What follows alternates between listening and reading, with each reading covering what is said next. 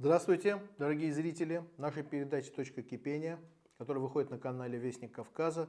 Сегодня мы с нашим традиционным, я думаю, сильнейшим в России политическим обозревателем, аналитиком, э, не знаю еще, что добавить, какие приятные слова, Максим Шевченко. Хотели бы обсудить, Достаточно слова «традиционный». По нынешним временам слово «традиционный» — это лучший мужской комплимент, который конечно, конечно, мы случайных слов не говорим, Максим, ты же помнишь. Вот. Текущие события. Обычно мы обращаем внимание на проблемы, а здесь у нас есть интересное текущее событие. Это очередной саммит ШОС, который проходит в Астане, и в ходе которого уже принят новый член Беларуси в эту организацию.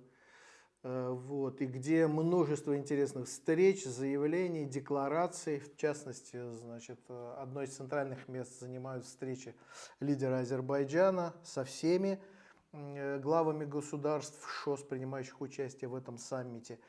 И даже делаются очень интересные, еще раз повторю, декларации, заявления. Знаю, что Максим и специалисты интересуются проблемами и Центральной Азии, и транспортных логистических коридоров, и вообще проблемами того, что происходит на азиатском пространстве. Максим, как ты думаешь, это просто такая очередная встреча глав государств, чтобы пофотографироваться вместе? Или происходит некий процесс интересный, за которым мы имеем возможность наблюдать? Отличный вопрос. Я, во-первых, считаю, что все это имеет прямое отношение к знакам времени и к таким серьезным событиям. Это встреча, чтобы пофотографироваться на фоне мирового урагана, на фоне того, что происходит в мире. А в мире происходят ужасающие события, которые разрушают привычные связи экономические. Исчезают там газопроводы на наших глазах, да, проекты, в которые вкладывались там миллиарды, может быть, триллионы долларов. Перестраивается вся мировая как бы экономика, и пока только она перестраивается разрушительно. И на этом фоне ШОС, как главная организация, которая формулирует с 2001 года принципы очень осторожно, могу сказать сразу, без радикализма, без каких-либо обязательств там в стиле НАТО или Варшавского договора или с преснопамятного СЭФ или Европейского Союза, но принципы экономической, геополитической организации Хартленда. Хартленда, то есть центра, большого центра Евразии, который существует между Китаем, огромным, могучим на востоке, значит, Западом, Западной Европой и, и Ближним Востоком, исламским миром на Западе, а в центре это огромный тюркский мир, который Лев Николаевич Гумилев назвал «Тысячелетие вокруг Каспия». Китай, по большому счету, который явился инициатором этой Шанхайской организации сотрудничества, напомню, что его в 2001 году она была создана усилиями Китая, России, Казахстана, Таджикистана, Кыргызстана и Узбекистана. Смотримся в этот список. Китай и Россия, это понятно. Они еще начали эти отношения в 90-е годы, когда считалось, что надо срастить тот раскол советско-китайский, российско-китайский, который возник в советскую эпоху позднюю, да, и что необходимо налаживать какие-то отношения. А остальные все страны Центральной Азии. Страны Центральной Азии и фактически Шанхайская организация сотрудничества сразу себя стала позиционировать как организация, на мой взгляд, это может кто-то не согласен с этим, как организация, которая занимается важнейшей повесткой именно вот этого Хартленда Большой Евразии. Это и проект «Один пояс, один путь», транспортные коридоры, это и вопросы безопасности. Сразу на первом же заседании поднимались вопросы антитеррористической какой-то, значит, борьбы, там назывались исламистские организации, разные рода запрещенные, даже фигурировали названия там в заседаниях, да. И третье – это вопрос коллективной безопасности. При этом, что интересно, у ШОС нет единой повестки, которая бы, как я уже говорил, заставляла бы все страны действовать в рамках этой повестки, как у западной коалиции, например. То есть не может Китай там приказать России, Казахстану или Азербайджану что-либо делать. ШОС является такой уникальной возможностью проектного развития и подключения. При всем при том, что эти проекты возникают не в головах интеллигентов и там каких-то абстрактных транснациональных корпораций, а возникает как инициатива такой могучей страны, как Китайская Народная Республика в данный момент. Потому что понятно, что у Шанхайской организации сотрудничества есть один главный лидер и один главный застрельщик. Как вот помнишь, такое было понятие застрельщик перестройки, да, в советское время. Там был прожектор перестройки, это журналисты типа там, а были застрельщики перестройки, те, кто эту перестройку двигал. Вот застрельщик ШОС – это Китайская Народная Республика, которая буквально не умещается в тех рамках, тех границах, в которых она существует, которую накачивают западными инвестициями невероятными, там, триллионы долларов из Америки, из Европы, и которая просто считает своим исторической и цивилизационной обязанностью восстановить вот эту ось транспортного, промышленного товарооборота, идущую через Евразию. По суше. Это ключевой момент. Моря принадлежат Западу, моря принадлежат Римланду, Хартленд, суша должна принадлежать тем государствам, тем странам, которые тем цивилизациям, тем народам, которые на этом Хартленде тысячелетиями вокруг Каспия, опять вспоминаем прекрасного великого Льва Николаевича Гумилева, строят свою судьбу. Это кто?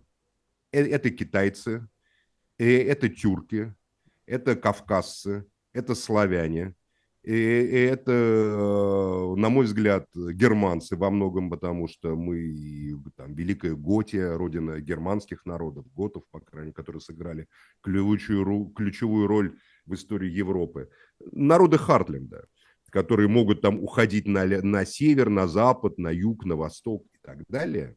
Но они должны сами определять свою судьбу, и они должны строить коридоры по суше, потому что как только мы выходим на море, мы сразу попадаем в пространство иного, в пространство, в котором господствуют англосаксонские, там, европейские, западные, французские мореплаватели, традиционно вложившие деньги в контроль над морями. Даже если плывут там китайские миллионно-тонные какие-нибудь там суда невероятные, все равно так или иначе это капля в том море господства, потому что морскими путями, торговыми морскими путями, которые сейчас так успешно перекрывают хуситы в Красном море, господствует Запад. Это одно из могуществ Запада. Поэтому Шанхайская организация сотрудничества – это организация, которая, избегая прямой конфронтации, тем не менее выстраивает такие коридоры, которые сейчас, может, кажутся странными кому-то. Ну что там дорога? Там вот дорога, условно говоря, из Синьцзяня, допустим, до там Новороссийска. Да, там по территории Китая дороги будут великолепные, скорее всего. Дальше мы попадаем в Казахстан, где уже дороги с нареканиями, а дальше мы переходим на территорию России, где дороги, как говорится, еще только строятся, понимаете, такие, которые в Китае уже являются провинциальными проездными там какими-то дорогами. Там знаменитая трасса М12, например, которая является просто китайской дорогой, которую строят китайцы. Такую же дорогу китайцы, я видел своими глазами, строят в Грузии. Ты знаешь прекрасно, что вот этот проект дороги современной Баку, Поти, даже не Поти, а южнее, севернее Поти, рядом границы с Абхазией, китайцы строят огромный новый порт, все время забывая, как он называется, на А, который просто целиком, вот они как бы, это их инвестиция.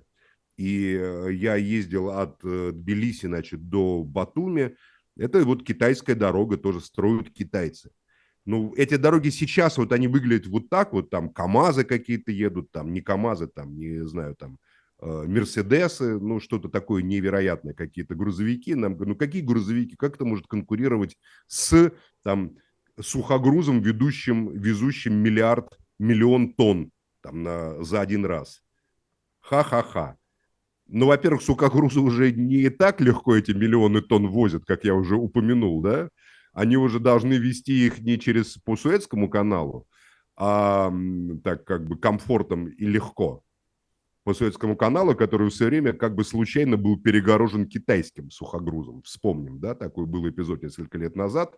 Там лоцман ошибся, капитан что-то в ночи не заметил, и огромное китайское судно так развернулось поперек Суэца и неделю торчало поперек Суэца. Конечно, только совсем глупец подумал, что это случайно было, потому что мы все понимаем прекрасно, что это ничего случайного не бывает с точки зрения великого Дао и мандата на Поднебесную. Это Но было это только специально только те, показано. Максим, кто не имел дела с китайцами. А кто имел дело с Да, китайцами, это, кто-то может поверить, что они это могут случайно. развернуть пароход Нет, вокруг, я поперек канала. верю, они могли нанять кого-то, кто может развернуть Естественно, да. совершенно запросто. Ну и потом китайцы вообще славны, они великолепные организаторы. Они показали, что ваши пути, которые сейчас хуситы, которые тоже связывают, напрямую не связать хуситов с Китаем. Ну как связать? Ну, хуситы и Китай. Китайцы скажут, ай-яй-яй-яй-яй, как вам не стыдно связывать такие вещи? Ну, хуситы связаны с Ираном, а Иран главный энергопоставщик в Китай, например. Связано? Связано. Через третьих, через четвертых и так далее. Вот хуситы делают то, что тогда делает этот корабль. Но вернемся к нашему Хартленду. И вот эти дороги, по которым сейчас там чешут эти грузовики, понимаете, они через 20-30 лет станут совсем другими дорогами. По ним будут идти какие-то другие транспортные средства. Рядом с ними будут выстроены скоростные железные дороги, которые мы наблюдаем уже в Китае, где поезда идут со скоростью 200-300 км в час, там, доезжая до Кашгарских гор, куда китайцы построили современную железную дорогу, где поезда ходят со скоростями, с которыми они в Европе не ездят. Поэтому, да, китайцы играют в долгую. ШОС – это игра в долгую по преобразованию Евразии. В чем сила ШОС? В том, что никто не... Если мы посмотрим все западные форматы, НАТО, ЕС, мы всегда говорим, да, ЕС – это хорошо, демократия там и многие полезные вещи, но над этим на всем нависает тень Америки, американской империи. Да, НАТО, но вот над этим нависает тень американской империи. Мы не можем сказать, что над ШОС нависает тень Китая. Тень Китая, безусловно, присутствует в ШОС, но она не нависает над ним, потому что китайцы говорят, ребята, мы вам предлагаем выгоднейший проект, который полностью преобразует весь континент, огромный континент, пространство от Желтого моря там, до Черного моря, а может быть даже и дальше. Это не дело 5 лет, 10 лет, даже 50 лет.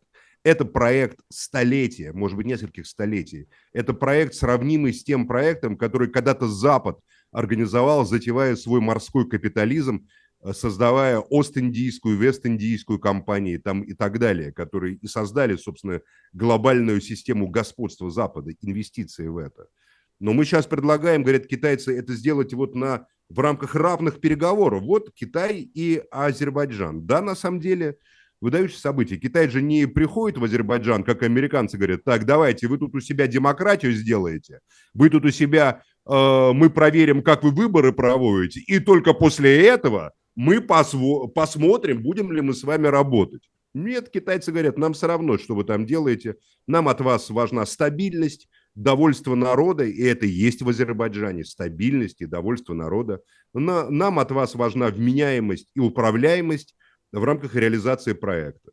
Но то же самое, что мы вот с тобой требуем, если бы мы заключали с тобой проект, мы друг от друга требовали бы то же самое, правда? Вменяемости и управляемости как бы того, что ты делаешь, контролируемости. Вот и все. Поэтому Китай, Шанхайская организация сотрудничества, очень точное название. Это именно сотрудничество под какой-то конкретный проект. Я считаю, что главным проектом это транспортное, экономическое преображение Хартленда, Евразии. Хартленд должен обрести свою кровь, свою плоть, свою экономическую кожу. И китайцы говорят, у нас нет империалистических задач. Китай вообще лишен этого культуры империалистического захвата и подавления там других. Да, у них есть экономические интересы в Африке, там, в Латинской Америке, в других странах. И, безусловно, с ними надо держать ухо востро. И надо как бы внимательно следить за тем, что они делают и как они оформляют договоры. Ну, как и с каждым, на мой взгляд, да. Но вот именно вот это вот ощущение, что несите бремя желтых, что бремя королей, которые есть у западного человечества, несите бремя белых. Это я перефразировал знаменитую строчку великого Редерида Киплинга, да? У китайцев нету. Они говорят, у нас есть дао, у нас есть мандат неба, у нас есть, значит, наше там недеяние, у нас есть наши принципы, хотите, изучайте, присоединяйтесь, не хотите, оставайтесь тем, кем вы являетесь, там, мусульманами, христианами, светским государством. Нам от вас требуется вменяемость, управляемость и готовность совместной реакции на угрозы и готовность поддерживать проекты. Для этого мы просим, чтобы в ваших странах не было коррупции, мы просим, чтобы в ваших странах была политическая стабильность. И тут символично это вступление, значит, Лукашенко в ШОС. Накануне вступления Белоруссии в ШОС Лукашенко целый спич произнес про евреев, помнишь, которые там разворовывают что-то, там воруют. Это не случайно. Александр Григорьевич случайно ничего такого не делает. Он показывал тем самым, это как бы такое были, как вот опера, знаешь, как... Ну, неуклюже показывал, как все, что он делает, неуклюже, да.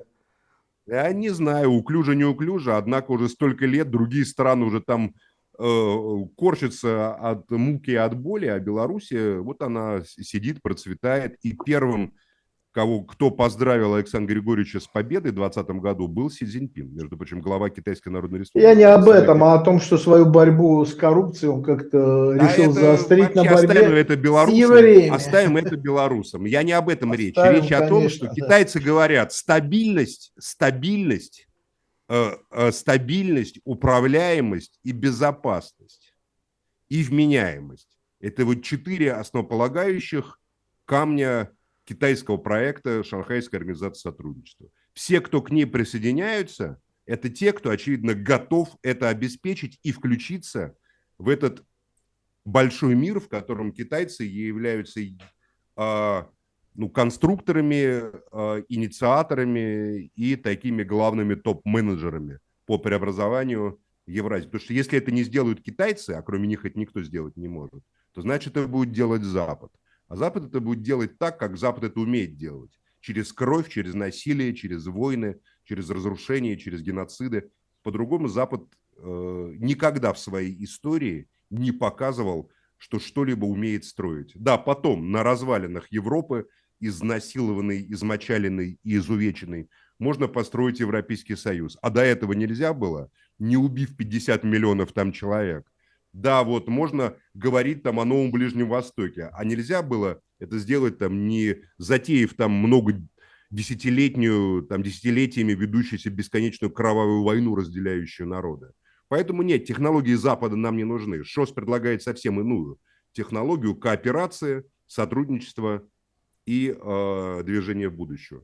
Поэтому я лично приветствую ШОС всеми там своими 2 руками. Спасибо, Максим, огромное спасибо. Спасибо зрителям, которые смотрели и посмотрят еще эту интереснейшую передачу. Передача наша называется «Точка кипения», выходит на канале Вестник Кавказа. Подписывайтесь, пожалуйста, ставьте лайки. До свидания, мы вас любим, для вас работаем. Максим, спасибо огромное, спасибо, что уделил нам столько своего времени, драгоценного. До свидания. Пожалуйста, до свидания, дорогие друзья, до свидания, дорогой Марк.